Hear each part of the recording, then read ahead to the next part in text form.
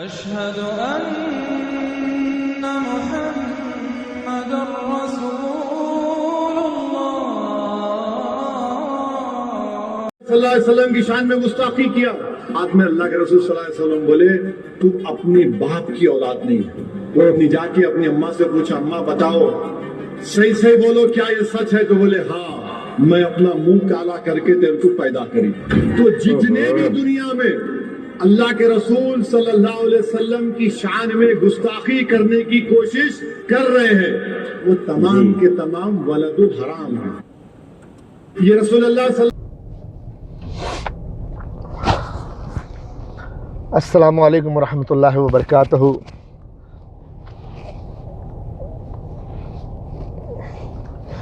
आज 11 अक्टूबर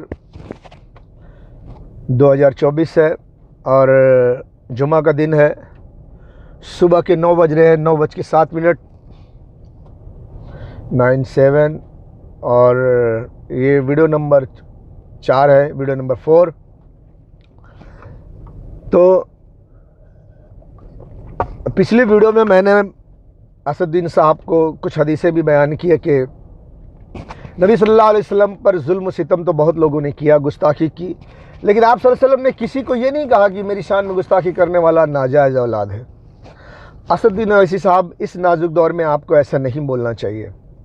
माहौल गर्म है और गर्म मत कीजिए और अपनी कौम की बेटियों की इज़्ज़त आबरू की हिफाजत कीजिए और इसके साथ साथ वो काम कीजिए जिससे कि हिंदू मुसलमान जो अंग्रेज़ सुपर पावर जो हमारे अंदर जहर डालकर हिंदू मुसलमान करके हमारे अंदर जहर डाल रहा है, हमें भड़का रहा है, हमें एक दूसरे से लड़वा रहा है और हमारे देश को तबाह भी करेगा और उसके बाद हमारे देश को इस्तेमाल करके तबाही हिस्से में आएगी और कुछ नहीं। तो ये सब मामला ख़त्म हो और हर हिंदू, हर मुसलमान को ये बात बताई जाए कि सुपर पावर हमें लड़वा रहा है, हमारे अंदर जो जहर घोल रहा है वो कहाँ से शुरू किया, कहाँ ख़त्म करेगा, इसका अंजाम क्या होगा, ये सब बताना ज़रूरी है। उसके लिए ये रैली निकालने की ज़रूरत नहीं है। आप एक मैदान में मजलिस कीजिए, उलमा को भी जमा कीजिए, जिसको हिकमत का इल्म है, किताबों का इल्म है, उसको भी जमा कीजिए। हो सकता है तो नवंबर दिसंबर में जो आने वाला है उसको भी वहाँ बुलाइए। दिसंबर में आप मजलिस का इंतज़ाम कीजिए। जनाब ओवैसी साहब, अगर आप वाकई मुसलमानों के लिए कुछ करना चाहते हैं तो दिसंबर में दिसंबर 2024 के दिसंबर महीने में तमाम मुसलमानों को जमा कीजिए। उससे पहले मुसलमानों के तमाम अमीर तरीन मुसलमानों को जमा कीजिए और उनसे मदद लीजिए। असदुद्दीन ओवैसी साहब, आप ये काम कर सकते हो। इम्तियाज जलील साहब, आप ये काम कर सकते हो। तमाम अमीरों को जमा कीजिए, उनसे राय मशवरा कीजिए, उनको जमा कीजिए, उनसे हेल्प लीजिए, पैसे की लीजिए, कुछ पैसे जमा कीजिए और दिसंबर से जनवरी तक 2 महीना मुंबई के शहर में, हैदराबाद के एक शहर, एक इलाके में, मुंबई के शहर मतलब मुंबई के एक इलाके में, कि मुंबई एक बड़ा शहर है, उसके एक इलाके में, अलग अलग इलाके में एक मजलिस कीजिए। मुंबई शहर के आसपास के बड़े बड़े शहरों में जहां पर मुसलमानों की अक्सरियत है या ज़्यादातर मुसलमान हैं, वहां पर एक मजलिस कीजिए और मजलिसों में हिंदू, मुसलमान, सिख, ईसाई सबको दावत दीजिए कि सच्चाई पर से जो पर्दा उठेगा तो सबको मालूमात हो और दुनिया भर को आगाह कर दीजिए। तमाम मीडिया वालों को, तमाम फोटो चैनल वालों को, तमाम जो चाहे वो टिकटॉकर हो, चाहे वो यूट्यूब वाला हो, तमाम यूट्यूबर, तमाम वो छोटे मोटे चैनल चलाने वाले सभी आए और जो राज खुलेगा वो दुनिया में फैलाएं ताकि हर शख्स को मालूम हो कि सुपर पावर बोलता कुछ और है, करता कुछ और है और जो कर रहा है क्यों कर रहा है और इसके पीछे साजिश क्या है, कैसे कैसे कौन सी साजिश कर रहा है, ये वो सब खोला जाए। असदुद्दीन ओवैसी साहब, तुम्हें नहीं मालूम है तो कोई बात नहीं, लेकिन वो जो नवंबर दिसंबर में आने वाला है उसको सब मालूम है। तो आप दिसंबर में मजलिस मुनक्किद कीजिए, प्रोग्राम बनाइए जगह जगह, मुंबई शहर में, हैदराबाद में और भिवंडी में, उसके आसपास और जहां भी मालेगांव में और जहां भी मुसलमान ज़्यादा हैं वो सब जगह, ताकि हर शख्स तक, हक बात पहुंचे कि देखो ये मकसद है, ये प्लानिंग है, इस प्लानिंग को पूरा करने के लिए, मुकम्मल करने के लिए, इसमें कामयाब होने के लिए ये सब प्रोपेगेंडा किया जा रहा है। इस्लाम के खिलाफ, मोहम्मद सल्लल्लाहु अलैहि वसल्लम के खिलाफ गुस्ताखी शान में गुस्ताखी की जा रही है, इस्लाम के खिलाफ बोला जा रहा है, लोगों को खड़ा किया जा रहा है पैसे दे दे करके कि ये सब प्रोपेगेंडा कीजिए जिससे कि मुसलमानों के खिलाफ गैर मुसलमान को इस्तेमाल किया जा सके। और फायदा किसका होगा? वो जो सुपर पावर है, जो हुकूमत बनाएगा, वर्ल्ड गवर्नमेंट जो पेट्रोल पे कब्जा करेगा, मकसद है पूरे दुनिया पे हुकूमत करना, पूरी दुनिया की दौलत पर कब्जा करना और पूरी दुनिया की औरतों को बाजार में बिठाना, खूबसूरत औरतों को उन डिजिटल सिटियों में और उनके अय्याशी गड्ढे में जमा करके, कैद करके उनके साथ शराब और अय्याशी की जिंदगी बसर करना। तो जनाब असदुद्दीन ओवैसी साहब, इम्तियाज जलील साहब, आप मजलिस कीजिए और उलमा इकराम सबको जमा कीजिए, हर जमात के उलमा को जमा कीजिए और उनको नसीहत कीजिए कि इस्लाम को मत छुपाइए। इस दौर के लिए जो नबी अकरम सल्लल्लाहु अलैहि वसल्लम ने फरमाया है वो बयान कीजिए और कुछ हिकमत की बात अगर आपको इल्म है तो, अगर नहीं है तो आप उसका इंतज़ार कीजिए। दिसंबर में, नवंबर दिसंबर में जो आने वाला है वह आएगा, तो आप उससे पूछिए, उससे मुलाकात कीजिए, उससे बात कीजिए, वो आपको बतलाएगा और इस तरह से जालिमों का पर्दाफाश होगा। फिर जब सब हिंदुओं को भी मालूम होगा कि यह हमें इस्तेमाल करने के लिए प्रोपेगेंडा किया जा रहा है, तो उनके दिलों से जो नफरत है वो ख़त्म होगी और हिंदू मुसलमान सब प्यार से रहेंगे। फिर कोई भीड़ नहीं उठेगी, जो भीड़ उठेगी उसी के खिलाफ हिंदू खुद उठेंगे और मुसलमान कौम की बेटियों की इज्जत आबरू की हिफाजत होगी। लेकिन ये सब तभी होगा जब मुसलमान कौम की बेटियां अपने लिबास दुरुस्त करेंगी। उलमा किराम, झंडू बाम, जितने मौलवी हैं वो इस्लाम के खिलाफ जो बोलते हैं, इस्लाम को जो पस्त के पीछे डालते हैं, वो जब सुधरेंगे, अपने गुनाह से तौबा करेंगे, तब। असदुद्दीन ओवैसी साहब, ये कर सकते हो आप? इम्तियाज जलील साहब, कर सकते हो? नहीं कर सकते, क्योंकि वो जो गद्दार है ना, वो जो अधर्मी है ना, वो आपको करने नहीं देंगे। अगर आप गुलाम हो उनके तो आप करोगे नहीं, जानबूझकर नहीं करोगे। आप तो आंख बंद करके कहते हो हम ईमान का सौदा नहीं करते, जो करता होगा वो करता होगा, हम नहीं करते। एक वीडियो देखा जिसमें असदुद्दीन ओवैसी साहब आंख बंद करके कहते हैं कि जी हम ईमान का सौदा नहीं करते, करने वाले जो करता होगा। आप काम वो करते हो जिससे कि मालूम पड़ता है कि आप बिक चुके हो, आप अधर्मियों के लिए काम कर रहे हो। तो मेरी वीडियो सुनने वालों, असदुद्दीन ओवैसी साहब तो मेरी वीडियो पहुंचाओ, अकबरुद्दीन ओवैसी साहब तक मेरी वीडियो पहुंचाओ, इम्तियाज जलील साहब तक मेरी वीडियो पहुंचाओ, उनको मालूम पड़े। अगर आप इस्लाम के दुश्मनों से नहीं मिले हो तो आप ये काम करो, मजलिस करो, उलमा को जमा करो और इस दौर के लिए जो नबी अकरम सल्लल्लाहु अलैहि वसल्लम ने फरमाया है वो बयान करो, लोगों को बताओ। और ये जो तुम देख रहे हो अरब में जो मुसलमानों का कत्लेआम हो रहा है और ईरान नहीं दब रहा है, उनके रास्ते का बहुत बड़ा कांटा है, इस बात पर गौर फिक्र करके लोगों को बताओ कि क्या मुमकिन नहीं कि हिंदुस्तान को इस्तेमाल करके पाकिस्तान और ईरान को मारा जाए ताकि इन अंग्रेजों का रास्ता साफ हो सके। हिंदुस्तान की हुकूमत अंग्रेजों के लिए झाड़ू मार रही है, उसका रास्ता साफ कर रही है। तो अंदाजा लगाओ कि जिस वक्त हिंदुस्तान पाकिस्तान पे हमला करेगा, उस वक्त ये हमले के दौरान ईरान को मारेगा, उस वक्त ये हिंदुस्तान से भीड़ नहीं उठेगी, मुसलमानों का कत्लेआम नहीं होगा, मुसलमान की बहन बेटी की इज्जत आबरू से खेला नहीं जाएगा। तसव्वुर करो, सोचो, आने वाली मुसीबत से पहले आगाह हो जाओ, बोलो, लोगों को जमा करो, मजलिस करो, जमा करो, बोलो, उनके सामने ये बात रखो कि ऐसा हो सकता है। और पाकिस्तान पे हमला करना है तो बच्चा बोलना पड़ेगा कि भाई पाकिस्तान पे हमला करो, ताकि जब जो कुछ नुकसान होगा हुकूमत कहेगी हमने तो सब किराए मर्जी से किया था। तो ये प्रोपेगेंडा होने वाला है हिंदुस्तान में। मामला गर्म किया जाएगा, जब मामला गर्म हो जाएगा तो हथौड़ा मारा जाएगा, धन धन धन। असदुद्दीन ओवैसी साहब, इम्तियाज जलील साहब, आप तो ये काम नहीं करेंगे। करोगे? अरे नहीं करेंगे भैया, काहे को करेंगे, हमारा उस्ताद नाराज हो जाएगा। हमको याद है ना,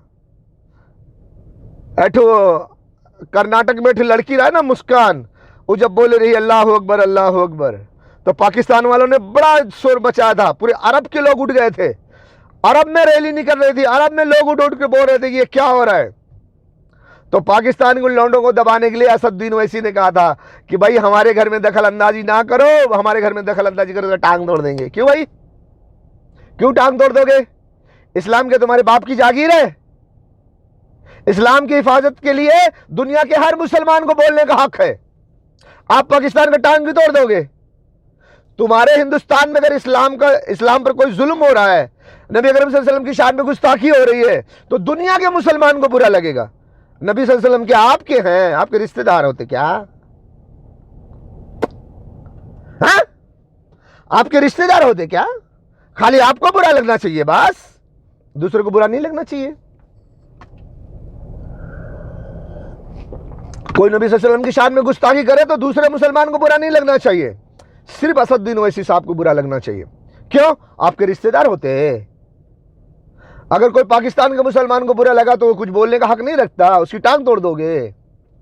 कोई मुसलमान लड़की का बुर्का उतारेगा तो पाकिस्तान के मुसलमान को बुरा नहीं लगना चाहिए, अगर उसको बुरा लगेगा तो तुम उसकी टांग तोड़ दोगे। हमारे देश में हमारा घर है, हमारे घर में दखल अंदाजी बर्दाश्त नहीं करेंगे, हम तुम्हारी टांग तोड़ देंगे। हाँ, ये सब काम करोगे तो गद्दारी कहलाओगे ना, दुश्मन के लिए काम कर रहे हो ना। तुम्हारे दोस्त जी और जो 56 इंच का सीना वाले दोस्त है, उन्होंने फोन किया होगा, अरे असद भैया कहाँ हुआ? अरे यार ये पाकिस्तानी तो सारे अरब को जगा रहे, सारे अरब के मुसलमान जाग जाएंगे तो हमारा मुश्किल हो जाएगा, इसको खामोश बिठाओ। अरे ठहरो ठहरो, अभी हम खामोश बिठाते हैं। ए पाकिस्तानियों, ए साला बैठो, ये हमारे घर का मामला है, हमारे घर के मामले में बोलोगे तो टांग तोड़ देंगे। अरे भाई, इस्लाम पर जुल्म हो रहा है, मुसलमान औरतों को बुर्का पहनने पर पाबंदी लगाई जा रही है। दुनिया का हर मुसलमान बोलने का हक रखता है कि बुर्का पहनना, नकाब पोश रहना ये हमारा मजहब है, इस्लाम है। इस्लाम दुनिया के मुसलमानों का मजहब है। असदुद्दीन ओवैसी का पर्सनल मजहब नहीं है कि नहीं जी मैं ही बोलूंगा, दूसरा नहीं बोलेगा। हाँ, और फिर आंख बंद करके बोलते हम ईमान का सौदा नहीं करते, जो करता होगा वो करता होगा। और ये भैया बहुत ईमानदार हैं, कमवा सब गद्दारी वाला करेंगे। अभी टाइम पर हिंदुस्तान को भड़काना है, हिंदू मुसलमान करना है, क्योंकि पाकिस्तान में हमला करना है, ईरान को न्यूक्लियर मारना है, तो उठना चाहिए। बच्चा बच्चा कहना चाहिए कि मुसलमान को मारो, पाकिस्तान को मारो, ताकि सुपर पावर पूरे अरब के पेट्रोल पे कब्जा कर ले। तो भैया असदुद्दीन ओवैसी जैसे लोग, इम्तियाज जलील जैसे लोग तो इतनी बड़ी मजलिस निकालेंगे ही, ताकि फिर हिंदू भी निकाले, फिर मौका मिले, मामला गर्म हो और गर्म हो, फिर कहीं चुटपुट धमाका भी होगा, हिंदू मुसलमान का फसाद भी होगा, फिर कहेंगे देखो मुसलमान कर रहे, पाकिस्तान ने मदद किया, पाकिस्तान को मारो। मारो, देखा नहीं था 26/11 को पाकिस्तान अटैची पर सबूत ले गए थे यूनाइटेड नेशन में, कहां कर लिए? किए हमला पाकिस्तान पे? नहीं किए। क्यों? ये सब खुद ही करवाया था प्लानिंग के तहत, लेकिन जिस प्लान से करवाया था उस प्लान में कामयाब नहीं हुए, सुपर पावर ने मना कर दिया। पिछली वीडियो में मैंने बयान भी किया है, मना कर दिया, हमारा प्लान कामयाब नहीं होगा, ये सब करके कोई फायदा नहीं, चुप बैठो। अब हिंदुस्तान बेचारा अटैची भर के सबूत दिए के बाद भी चुप बैठा, क्या करेगा? और जाता पाकिस्तान में तो मार खा के आता। सुपर पावर को पता चल गया था ये जाएगा तो मार खा के आएगा, हमने प्रोपेगेंडा किया लेकिन कोई फायदा नहीं हुआ। अब तो जो प्रोपेगेंडा होने वाला है ना, जबरदस्त होने वाला है। असदुद्दीन ओवैसी साहब, गलटी, असदुद्दीन ओवैसी साहब, अब जो ये प्रोपेगेंडा करेंगे, पाकिस्तान पे हमला करेंगे, तो पाकिस्तान इनको भरपूर जवाब देगा। भले वो अमेरिका का गुलाम हो, लेकिन वो जवाब इस बार भरपूर देगा। हाँ, एक कीचड़ में ही कमल का फूल खिलता है, ये कभी मत भूलना। और गज़वे हिंद पहले से लिखी बात है। आओ, अब जो जंग होगी गज़वे हिंद होगी। जाओ पाकिस्तान में हमला करो। असदुद्दीन ओवैसी साहब, लड़वा दो, खूब गरम गरम बोलो, लड़वाओ, मुसलमान फिर आएंगे। गज़वे हिंद, पाकिस्तान इस वक्त गुलामी कर रहा है सुपर पावर की, मुझे पता है, लेकिन मुझे यह भी पता है कि इस बार पाकिस्तान भरपूर जवाब देगा। आखिर इसीलिए तो पूरे हिंदुस्तान के नेताओं ने ये सब पहले से गढ़ रखा है, गोश्त खाना है पाकिस्तान चले जाओ, नमाज पढ़ना है पाकिस्तान चले जाओ, मुसलमान करना है पाकिस्तान चले जाओ, टोपी लगाना है पाकिस्तान चले जाओ, पाकिस्तान से बड़ा प्यार है तो पाकिस्तान चले जाओ। अरे भैया, काहे को पाकिस्तान के नाम पे पूरी बिल फाड़ रहे हो, क्यों? पाकिस्तान के खिलाफ हिंदुस्तान को इस्तेमाल करना है, इसके लिए पूरे हिंदुस्तान में लोगों के दिल में पाकिस्तान के लिए नफरत होनी चाहिए। नफरत रहेगी तो फिर इस्तेमाल करना आसान होगा ना, नफरत नहीं रहेगी तो देश के नेताओं का यह काम ही है नफरत पैदा करना। अगर हम ईरान को आई लव यू बोल दे तो कोई बात नहीं है, कोई दुश्मनी नहीं है, लेकिन मारने तो जा रहा है ईरान को न्यूक्लियर हिंदुस्तान से।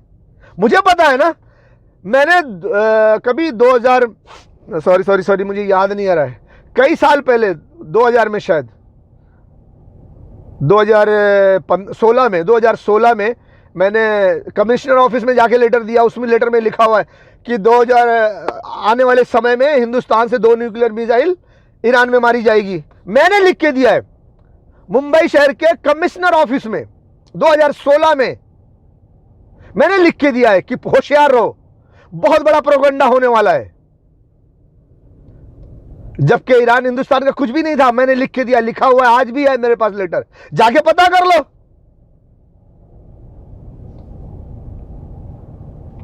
तो भैया,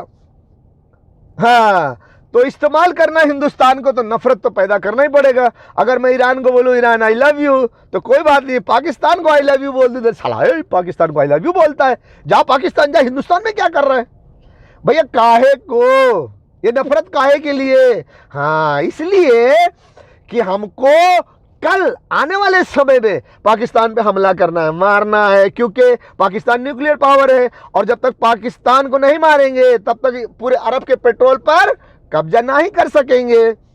तो पेट्रोल पे कब्जा करना है तो पाकिस्तान को मारना है, तो आगे चल के मारेंगे तो कैसे हिंदुस्तान को इस्तेमाल करेंगे मारने के लिए? हिंदुस्तान को इस्तेमाल करने के लिए नफरत पैदा करना पड़ेगा, ये सारा माहौल बनाना पड़ेगा। असदुद्दीन ओवैसी साहब, ये सब बात को समझिए, और हो सकता है तो मजलिस कीजिए, आपके हैदराबाद में कीजिए, मुंबई शहर में कीजिए, भिवंडी में कीजिए, मालेगांव में कीजिए, और जो मुस्लिम इलाके हैं वहां कीजिए, मुंबई शहर में कई जगह कीजिए, बांद्रा साइड में कीजिए, आजाद मैदान में कीजिए, उधर कल्याण थाना साइड कीजिए, चारों तरफ कीजिए, मुंबई के सेंटर में कीजिए, और कई जगह कीजिए, जहां तक कर सकते हैं कीजिए। पैसे वाले हैं ना, अमीरों को जमा कीजिए। क्या पैसा नहीं खर्चा कर सकते? क्या कीजिए। दिसंबर में मजलिस रखिए, 4, 5, 10, 12, 25, जितना कर सकते हैं। इसमें मुसलमानों का फायदा है, इसमें मुसलमान कौम की बेटियों की इज्जत आबरू लुटने से रोका जा सकता है। और इसी मजलिस में यह भी बयान कीजिए, उलमाए कराम को एक एक उन्वान दीजिए, एक एक टाइटल दीजिए कि वो औरतों को भी बयान करें, जो दिखाने वाला बुर्का पहनती है ना पहने, ये जो बच्चियों को टाइट इजार पहनती हैं, जीन्स पहनाती हैं, ना पहनाए, नहीं तो फिर कोई हिफाजत नहीं कर सकेगा, बाजार में बैठ जाओगी। ताकि हमारी कौम की औरतें भी अच्छा लिबास पहने, हमारे कौम के उलमा भी सही बोले, और जो अल्लाह और उसके रसूल का फरमान है वो मजलिस में बोले, ताकि लोगों को मालूम पड़े ये कौन से दौर से हम गुजर रहे हैं। बड़ा नाजुक वक्त है, दुश्मन को भी बड़े मीठे अल्फाज से बोले, कड़वा कड़वा कड़वा कड़वा मत बोले, इससे कि हमारे अंदर की नफरत खत्म हो। हमें सच बोले कि हमें सुपर पावर इस्तेमाल करने के लिए जहर घोला हुआ है। आप क्यों नबी सल्लल्लाहु अलैहि वसल्लम की शान में गुस्ताखी करते हो? क्यों इस्लाम के खिलाफ बोलते हो? हमारा आपका तो झगड़ा कभी नहीं था।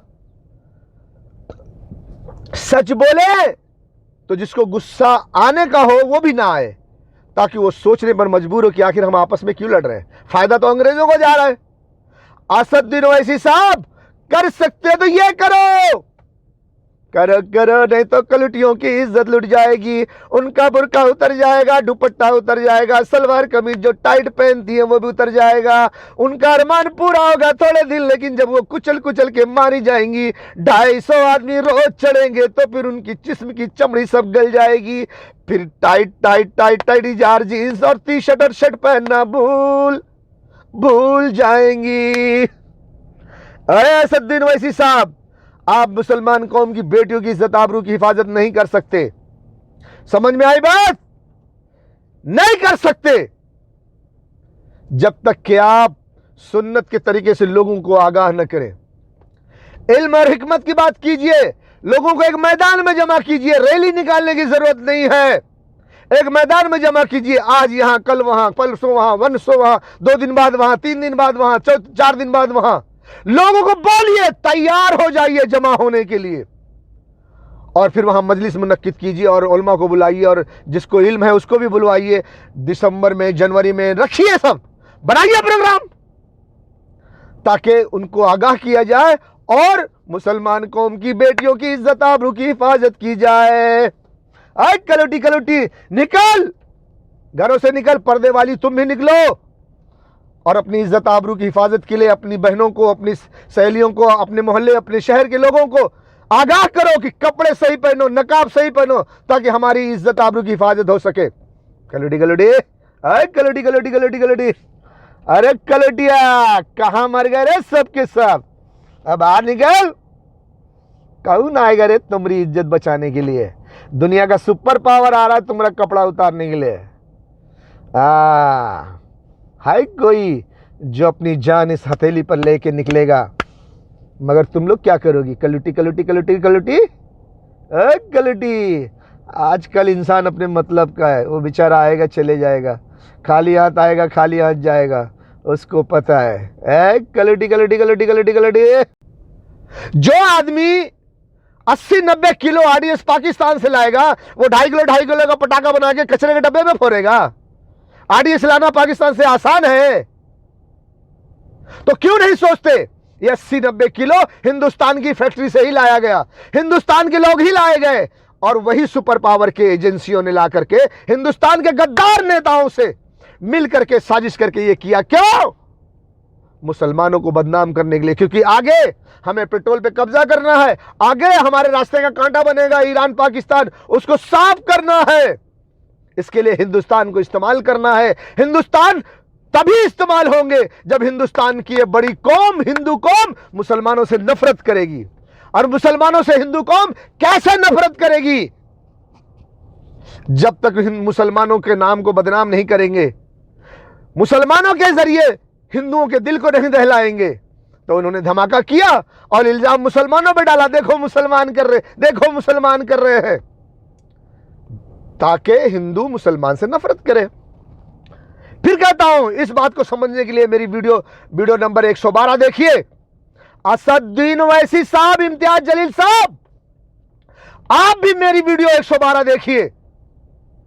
112 नंबर वीडियो, डिजिटल माइंड पे जाइए, 112 वीडियो देखिए। मैं हर वीडियो में यही लिखता हूं, क्या मोदी जी सायरन है? एसपीवी वीडियो नंबर 112 लिखे, आएगी वीडियो यूट्यूब पर, देखो उसको, आपको समझ में आएगा कि किसे इस्तेमाल करना है तो किसे बदनाम करना पड़ेगा। क्योंकि ईरान पर डायरेक्ट अमेरिका, इजराइल हमला नहीं कर सकते। अगर वो करते हैं डायरेक्ट ईरान पर हमला, तो ईरान पहले फुर्सत में इजराइल का नामो निशान मिटा देगा। इतनी मिसाइल्स उसके पास, इतने हथियार हैं, और वो इजराइल भी जानता है, अमेरिका भी जानता है, ब्रिटेन फ्रांस सभी जानते हैं, ऑस्ट्रेलिया भी जानता है। इसीलिए डायरेक्ट ईरान पर हमला कोई नहीं करेगा। क्यों? इजराइल खत्म हो जाएगा, इजराइल को सेव करना है। इसलिए ईरान को हिंदुस्तान से मारा जाए, हिंदुस्तान को इस्तेमाल करके ईरान को मारा जाए, ताकि ईरान अगर कोई जवाबी कार्रवाई करे तो वो हिंदुस्तान में करे, इजराइल सेफ रहे। इसीलिए ईरान को मारने के लिए हिंदुस्तान को चुना गया है। इन लाशों को, गोश्त के टुकड़ों को देखकर तुम्हें गैरत क्यों नहीं आती? तुम कैसे सोते हो? तुम कैसे पीते हो? तुम कैसे खाते हो? तुम कैसे जिंदगी गुजारते हो?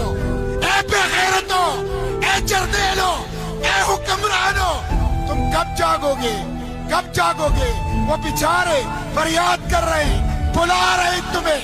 कोई हाफिज कुरान आर्मी चीफ साहब रसूलुल्लाह की उम्मत कट रही है, लोग उनके आज़ा के टुकड़े चादर में समेट रहे हैं। तुम अपने एटम बम और मिसाइलों के साथ तमाशा देख रहे हो। हमसे बर्दाश्त नहीं हो सकता, हम ये नहीं देख सकते, हम ये बर्दाश्त नहीं कर सकते। जुर्रत करो।